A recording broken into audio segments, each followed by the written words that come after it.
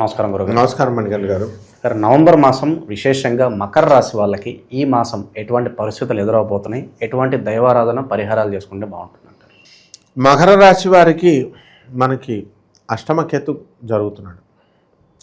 దానివలన ఈ నవంబర్ నెలలో వీళ్ళందరూ కూడా ఎంత హ్యాపీగా, ఎంత జీవన విధానం మామూలుగా వెళ్తుంది. కానీ ఈ భార్య పెట్టేటటువంటి కష్టాల వల్ల ఈ యొక్క మకర రాశి వాళ్ళంతా కూడా సూసైడ్ చేసేసుకుంటే బాగుండు అని పదే పదే వాళ్ళకి అనిపిస్తూ ఉంటుంది. అష్టమకేతు అన్నమాట. ప్రపంచంలో 80% బయట సమస్యలు, 20% బయట సమస్యలు అయితే 80% కేవలం భార్య పెట్టేటటువంటి బాధలే అనేటటువంటి ఉద్దేశంతో ఉంటారు. అయితే ఈ భార్యాభర్తలు వేరే వేరే ఊర్లలో ఉద్యోగాలు చేసుకోవడము, కొంతమందికి మనకి గురుగ్రహం, అదే అంటున్నా, అందువల్లనే వ్యక్తిగత జాతకం చూడాలి. గురుగ్రహము, శుభగ్రహాలు మంచిగా ఉన్నట్లయితే వాళ్ళంతా కూడా బాగానే ఉంటారు, విడాకులకి అలాంటి వాటికి వెళ్ళనమాట. ఇక ఆదాయాలు అనేటటువంటిది బాగా పెరుగుతాయి. పిల్లల్ని మంచిగా వాళ్ళు చూసుకోవడము, వాళ్ళకి మంచి డిసిప్లిన్లో పెట్టడము, ఇలాంటివన్నీ కూడా బ్రహ్మాండంగా జరుగుతాయి. ఇక రైతులు ఆదాయాలు బాగా పెరుగుతాయి.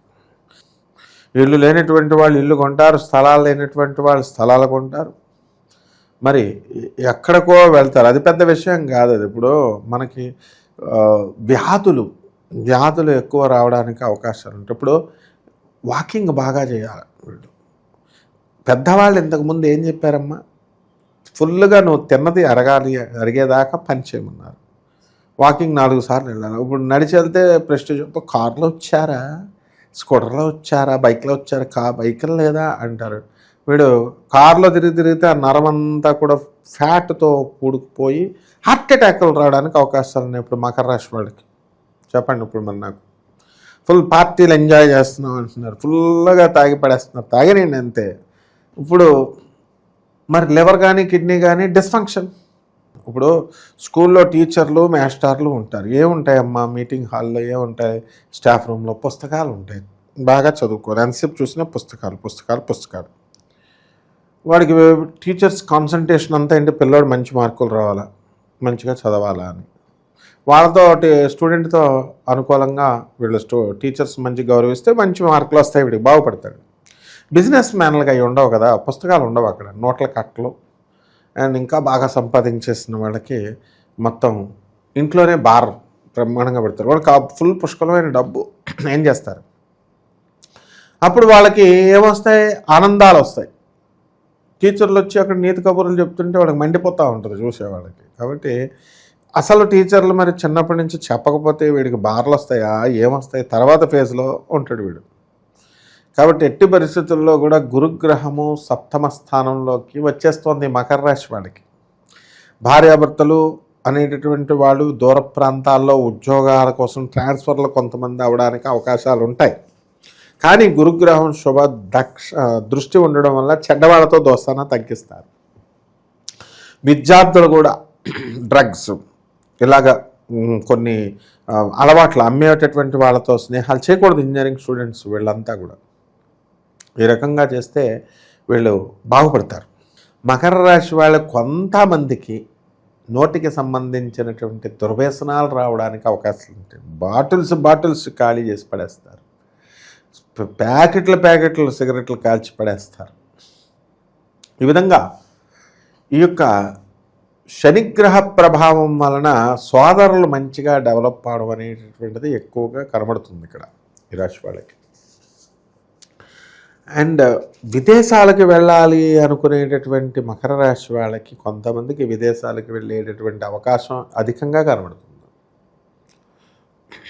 అండ్ వృత్తి దగ్గరికి వచ్చేసరికి వ్యాపారంలో ప్రభుత్వ సంబంధమైనటువంటి లావాదేవీలు జరగడానికి అవకాశాలు ఉంటాయి, తలపోట్లు రావడానికి అవకాశాలు ఉంటాయి.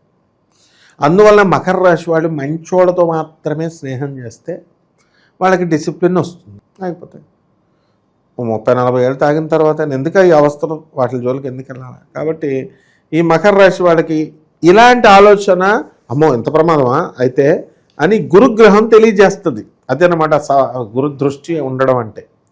కాబట్టి అద్భుతంగా ఈ మకర రాశి వాళ్ళు ఒక విధంగా చాలా పట్టుదల ఉన్నటువంటి వ్యక్తులు. అందులో వాళ్ళ పర్సనల్ జాతకంలో ఉన్నటువంటి ప్లానెట్స్ని బట్టి వీళ్ళకి మంచి గైడెన్స్ అనేటటువంటిది ఇవ్వడం జరుగుతుంది. కాబట్టి మనము వీళ్ళకి పెళ్ళిళ్ళు ఎప్పుడవుతాయి, అసలు ఉద్యోగాలు ఉంటాయా, ఊడిపోతాయా, ఊడిపోతే మళ్ళీ కొత్తగా ఉద్యోగాలు ఎలా, పెళ్ళిళ్ళు పెడాకులు అయిపోతే ఏం చేయాలా, సూసైడ్ చేసుకోవాలా, అసలు బతకాలా, ఇలాంటివన్నీ కూడా మనకి వాళ్ళ వ్యక్తిగత జాతకాలను బట్టి మనం చెప్పచ్చు. దైవానుగ్రహం, బెజవాడ కనకదుర్గమ్మ తల్లి అనుగ్రహం వలన. అయితే ఇక్కడ ఏంటి జ్యోతిష్కుడు ఏం చెప్తాడు అనుకుంటారు.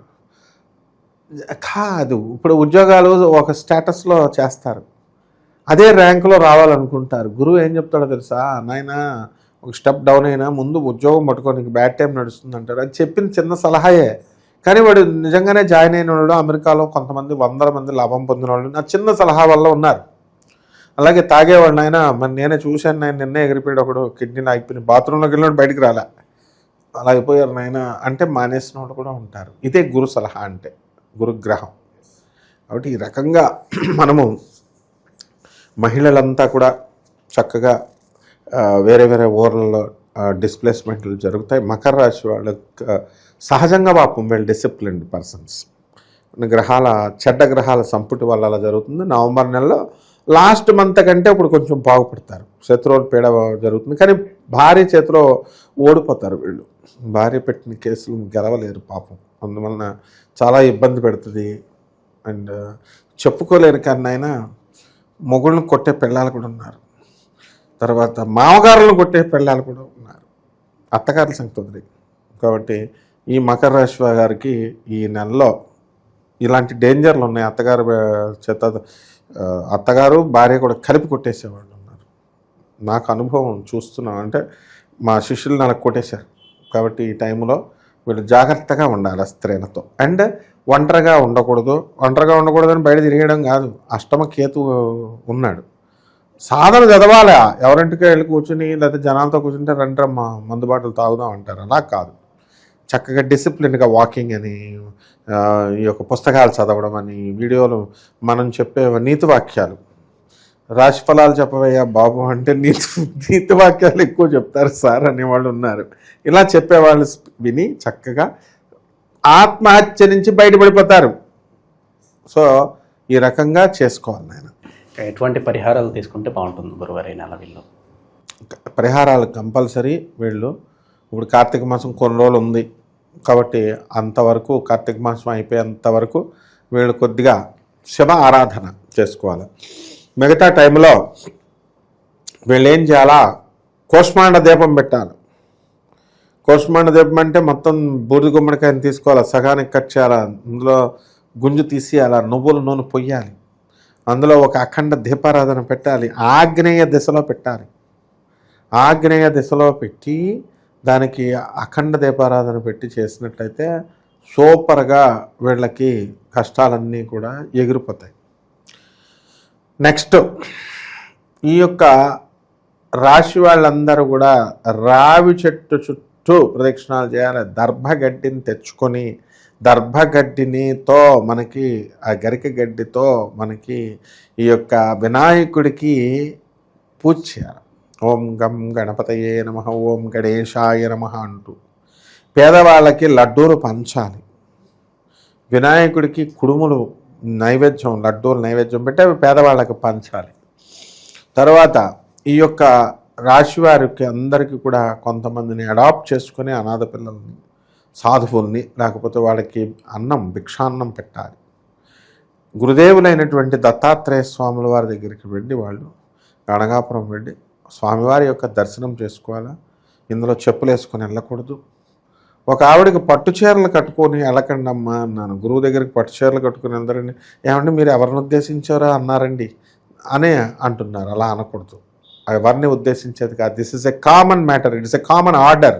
చాలామందికి బాధపడవచ్చు, ఏమంటే వీళ్ళు ఏంటి పట్టు చీరలు వద్దు అంటున్నాడు, బంగారం పెట్టుకుని వెళ్ళదు. బంగారం తీసేస్తున్నారులే, రోడ్డు గోల్డ్ దొంగలు ఉంటారని పట్టు చీరలు కొట్టుకుని దర్పాన్ని ప్రదర్శించొద్దు అని చెప్పడంలో మన ఉద్దేశం. గురువుల దగ్గరికి వెళ్ళినప్పుడు, దత్తాత్రేయ స్వామి వారి దగ్గరికి వెళ్ళినప్పుడు ఈ రకంగా చేసుకుంటే బ్రహ్మాండంగా ఉంటుంది. చాలా బాగా వివరించారు. ధన్యవాదాలు గురుగారు. ధన్యవాదాలు.